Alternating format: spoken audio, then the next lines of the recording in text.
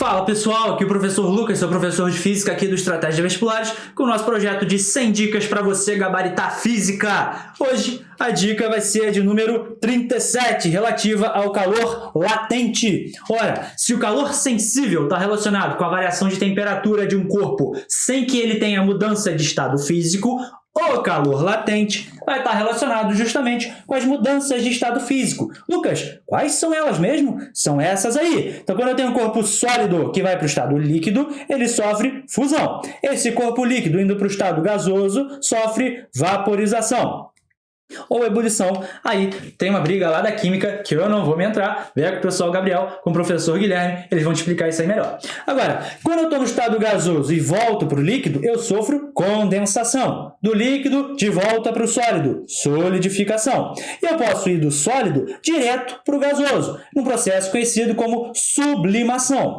Agora, quando eu volto do gasoso para o sólido, pode ser chamado também sublimação ou há quem chame de ressublimação. Beleza? Essas são as mudanças de estado físico, as principais, os três estados fundamentais da matéria, sólido, líquido e gasoso. Sei que existem outros, mas vamos nos ater a esses que são os que mais aparecem nas suas provas de física.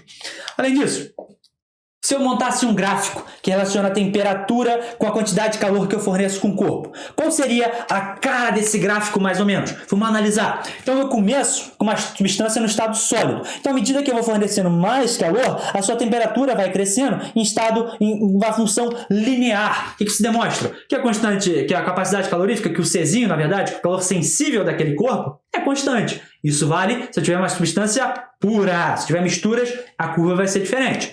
Beleza.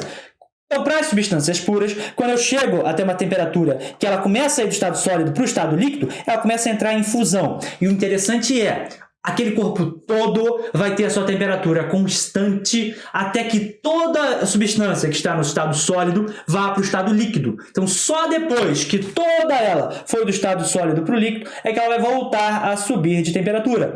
E agora, então, ela está no estado líquido encaminhando até a temperatura de vaporização.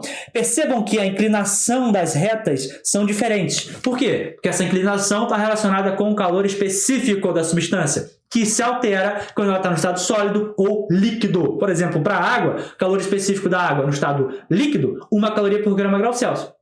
No estado sólido, meia caloria por grama grau Celsius. Então, tem essas variações, cuidado aí.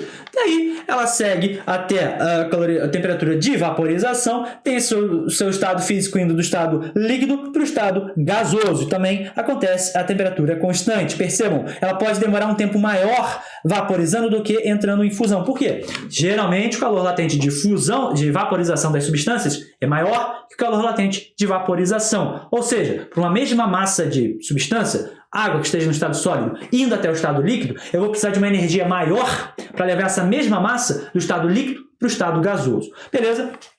Isso que eu queria falar. Mais o que? Então, vamos só pegar, para a gente matar aqui, as principais características de cada um dos três estados físicos. Primeiro aí, o estado sólido. No estado sólido, você tem as moléculas bem coesas, bem juntas. O volume e forma são definidos. E ele é praticamente incompressível. Já no líquido, você tem as moléculas já não tão coesas. O volume é definido, mas a forma não. O que isso significa? Tem aqui minha caneca, está cheia d'água. O volume de água, quando eu faço isso, ele muda? Não, mas a forma... Imagina que não tivesse a caneca, só o fluido. Ele não variaria também a forma? A forma muda, mas a quantidade de líquido não. Beleza? E ele é também praticamente incompressível. Por fim, no estado gasoso, você tem as forças de coesão desprezíveis, praticamente inexistentes, e volume e forma indefinidos. E ao contrário dos sólidos e dos líquidos, ele é bastante compressível.